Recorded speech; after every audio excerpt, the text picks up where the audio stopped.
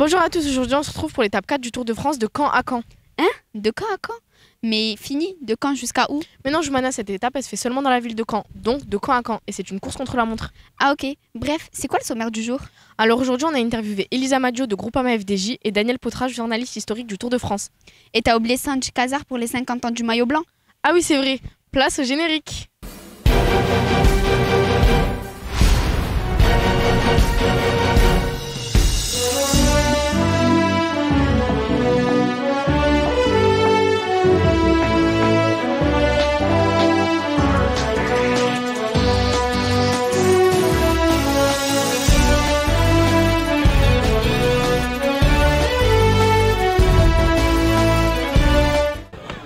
Juliette, t'as pas vu Marc Madio? Non, par contre j'ai vu sa nièce. Ah bah justement, Amina l'a interviewé. Bonjour. Bonjour. Est-ce que vous pouvez vous présenter? Oui, bien sûr, je suis Elisa Madio, je travaille pour l'équipe cycliste Groupama FDJ. Je suis en charge des relations avec les partenaires importants de l'équipe, donc avec Groupama, FDJ, puis aussi avec notre équipementier vélo, notre équipementier casque et lunettes. Voilà, je gère les contrats avec ces marques-là. Est-ce que tu as toujours voulu travailler dans le cyclisme ou est-ce quelque chose qui t'est venu naturellement à cause de l'environnement familial? On va dire que ça m'est arrivé. Vous avez travaillé le sujet parce que effectivement l'environnement familial y est pour beaucoup. J'ai toujours connu, mon papa était coureur cycliste professionnel, mon oncle aussi. Donc j'ai toujours connu les courses de vélo. J'ai toujours passé mes week-ends sur les courses de vélo. Donc j'avoue que je m'imaginais pas tellement faire autre chose. Travailler dans la même équipe que ton père, est-ce un avantage ou un défi au quotidien? Alors, moi, mon père, il ne travaille plus dans l'équipe. Il est à la retraite depuis 2 ans, mais peut-être que vous voulez parler de mon oncle, si on parle de Marc. C'est à la fois un défi et un avantage. C'est chouette de travailler en famille parce que de toute façon, l'équipe Groupama FDJ, c'est une équipe familiale avec des valeurs familiales où tout le monde s'entend bien et où on aime travailler avec des gens qu'on aime et avec qui on travaille depuis longtemps. Après, parfois, évidemment, des petits désaccords, des petits coups de gueule. C'est plus facile de se disputer avec sa famille qu'avec son patron, mais c'est quand même beaucoup plus un avantage qu'un inconvénient. Et quelle est votre journée type? Alors, sur le Tour de France, ma journée type, c'est de me lever très tôt pour venir au village départ, accueillir les invités de nos partenaires. Donc, chaque jour, on essaye de faire profiter un petit peu de la magie du Tour de France à nos partenaires, à Groupama, FDJ, puis aussi tous nos partenaires techniques qui nous accompagnent au quotidien toute l'année. C'est un petit peu la manière de leur rendre l'appareil sur leur investissement. Donc, on les accueille au village départ, on leur fait visiter le village, on leur fait visiter le paddock, on leur montre nos véhicules, les vélos, le bus, toute l'organisation, on leur présente les gens, ils font des petites photos avec les coureurs. Donc la matinée elle passe très vite, ensuite on se rend à l'arrivée et puis on accueille les gens sur les espaces arrivés, pareil pour leur faire vivre un petit peu de l'arrivée de la course.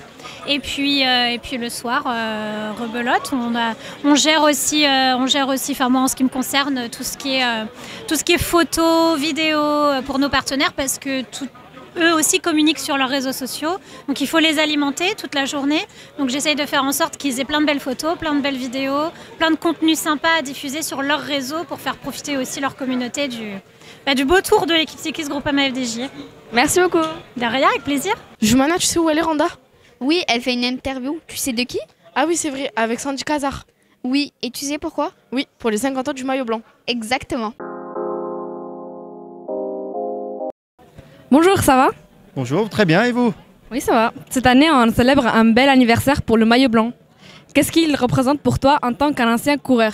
Alors, le maillot blanc, alors cette année, c'est les 50 ans du maillot blanc. C'est il y a 50 ans qu'ils ont créé ce maillot. C'est pour le plus jeune coureur du Tour de France, alors moins de 26 ans. Moins de 26 ans, donc 25 ans dans l'année. Ça représente en fait depuis toujours, c'est l'avenir, les coureurs futurs qui vont se battre pour le général du Tour de France et gagner le Tour de France. Donc on a énormément de coureurs qui ont gagné le Tour et qui ont commencé par gagner ce maillot blanc. Tu as été porteur de ce maillot aujourd'hui. Tu en es l'ambassadeur.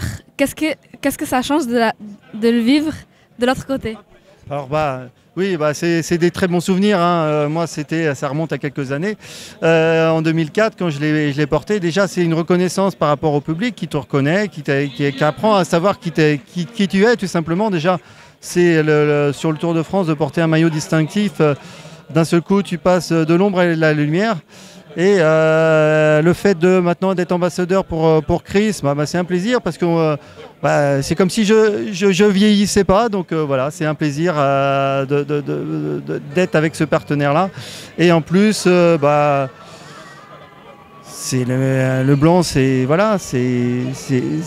la vie. Donc non, c'est un très beau maillot et de le voir en dehors, moi c'est un plaisir de toujours être sur le Tour. C'est comme si j'avais toujours 25 ans. Quel souvenir marquant gardes-tu de tes premières années sur le Tour, à l'époque où tu étais encore dans la catégorie des jeunes?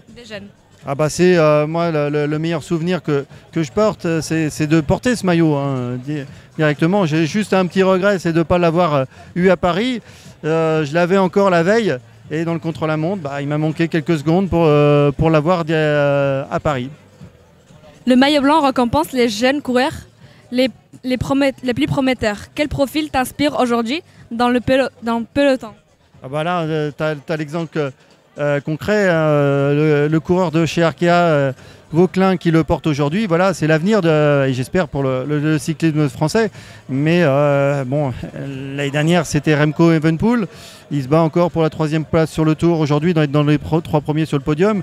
Et l'année d'avant, c'était Pogacar qui, lui, j'ai déjà gagné le Tour. Donc voilà, ça, c'est tout ce qui montre que ce maillot, c'est les futurs grands de demain. Quel message aimerais-tu transmettre aux jeunes qui, comme les pitchouns, découvrent le Tour et rêvent peut-être de maillots eux aussi? Ouais, non, déjà, c'est d'avoir se faire plaisir. Et après, les résultats viendront tout seuls. C'est au fur et à mesure.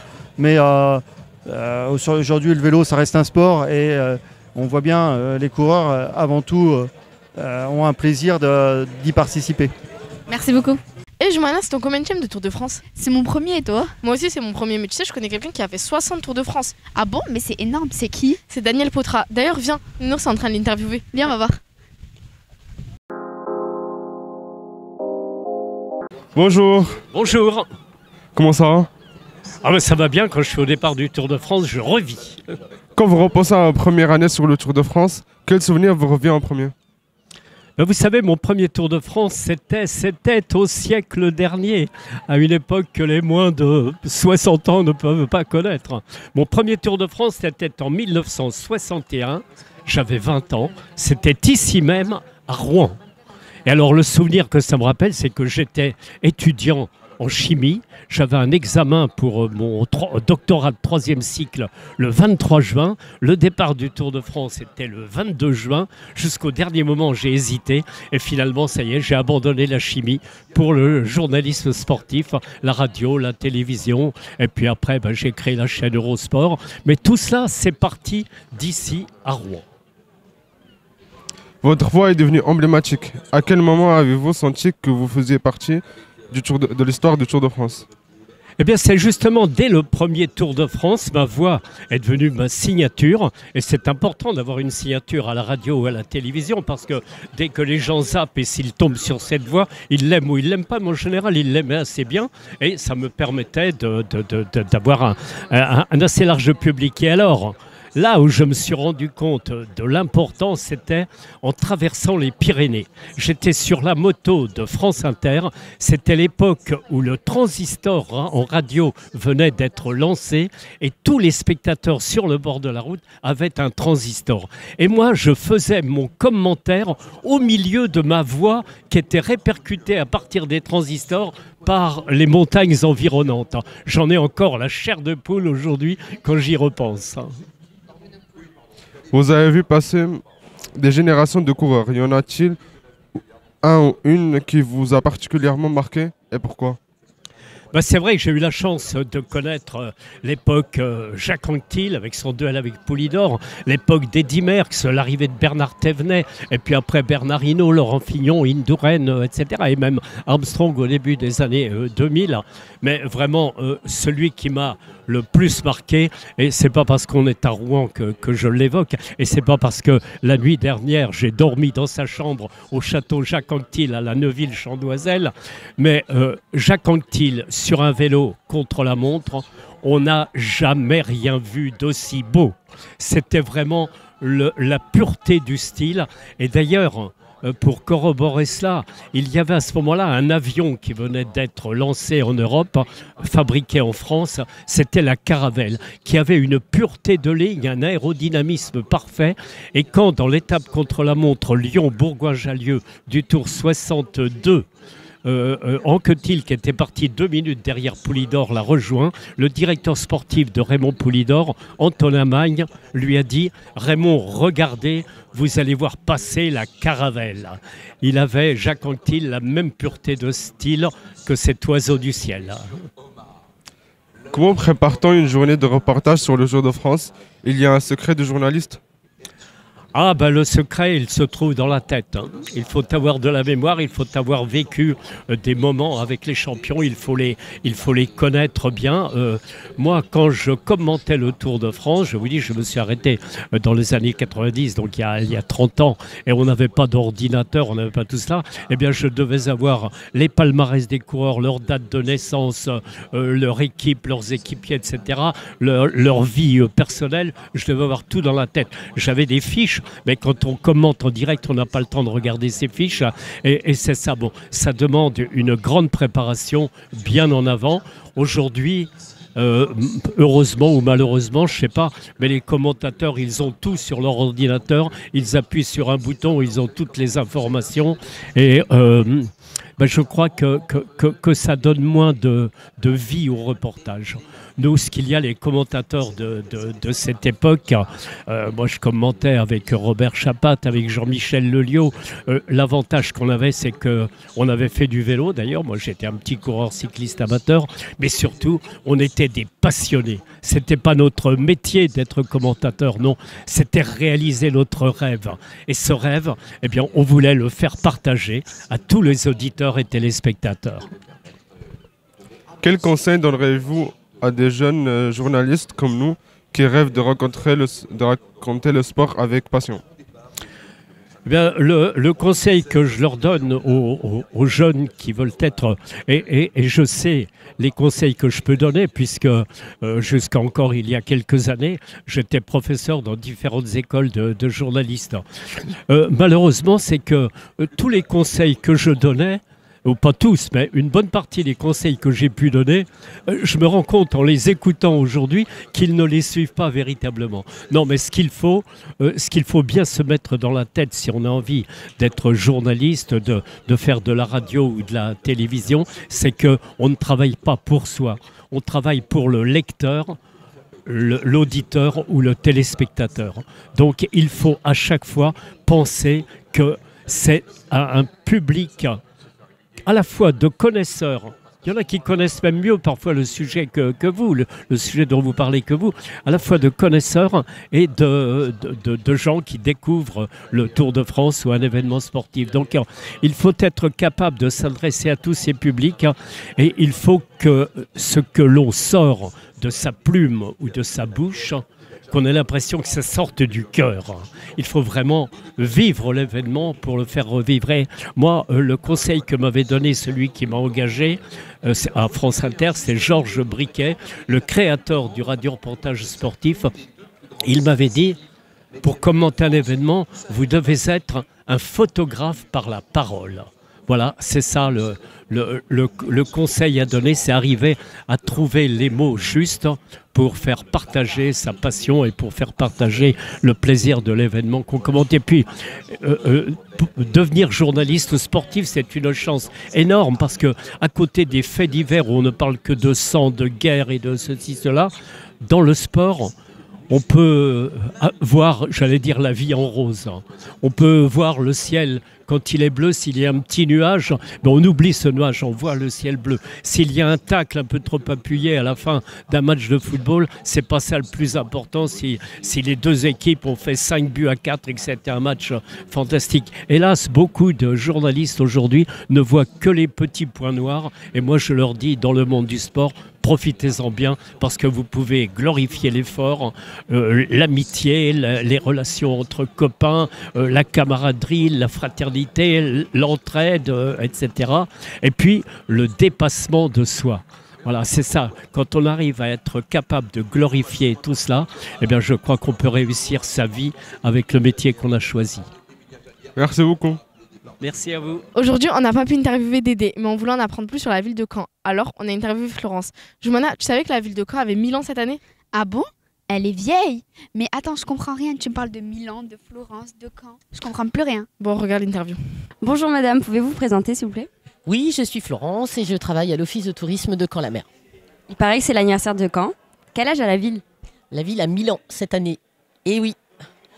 Et donc les festivités ont démarré au mois de mars avec la réouverture du château. Après 2 ans de travaux, d'aménagement, il y a eu des grandes festivités. Après on a eu un week-end maritime. On a eu également une belle parade dans la ville. Et le prochain grand rendez-vous, c'est au mois de septembre avec un spectacle aquanaute sur le port de Caen.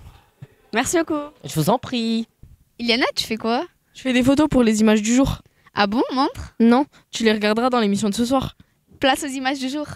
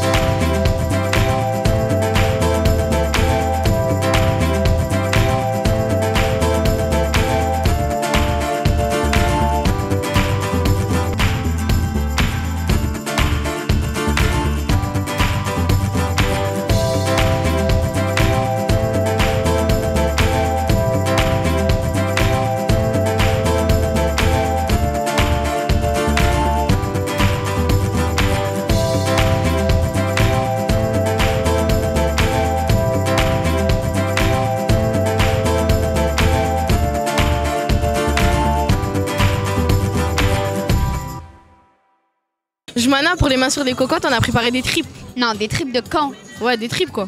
Non, c'est des tripes de Caen. On rajoute du calva à l'intérieur. Bon, ben, on se retrouve pour la recette des tripes de Caen. Bienvenue en Normandie pour notre tour de France culinaire. Qu'allons-nous cuisiner aujourd'hui? Un incontournable ici, particulièrement à la vue, mais tellement savoureux, les tripes à la mode de Caen. Ah non, sans moi tout ça. Fais-moi confiance, tu vas en raffoler. Bon, on va peut-être un peu modifier la recette. Mesdames et messieurs les Normands, ne nous en voulez pas.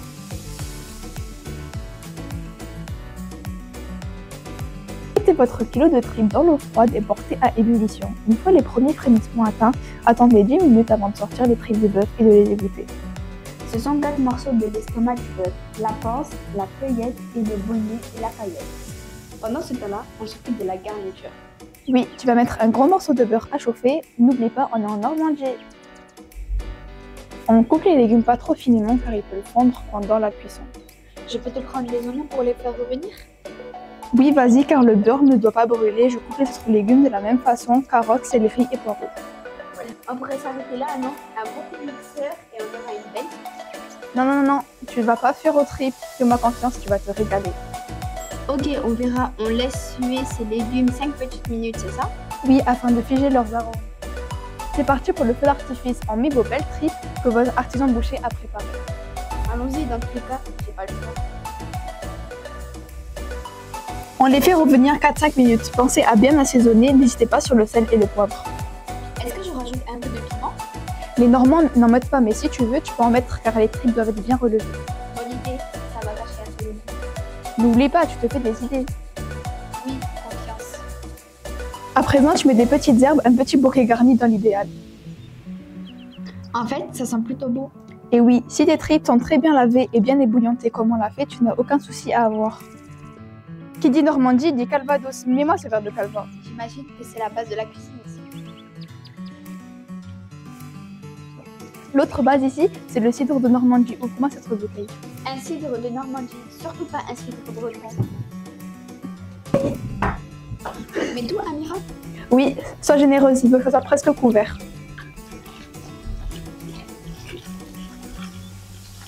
Ça sent vraiment très bon. Et maintenant, on fait quoi? On laisse porter à ébullition, on remue bien, faut pas que ça accroche. Combien de temps dans l'idéal? Minimum 5 heures. À quand on laisse jusqu'à 24 heures.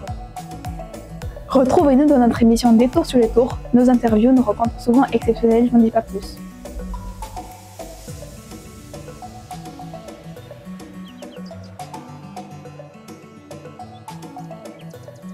Et voilà une belle recette normande. Demain, on se retrouve. Attends, t'as pas oublié quelque chose? T'étais pas censé goûter. Bon, à demain. Ah là, c'est jeune. Pendant ce temps, moi je vais goûter. On se retrouve demain pour un port de Bayeux.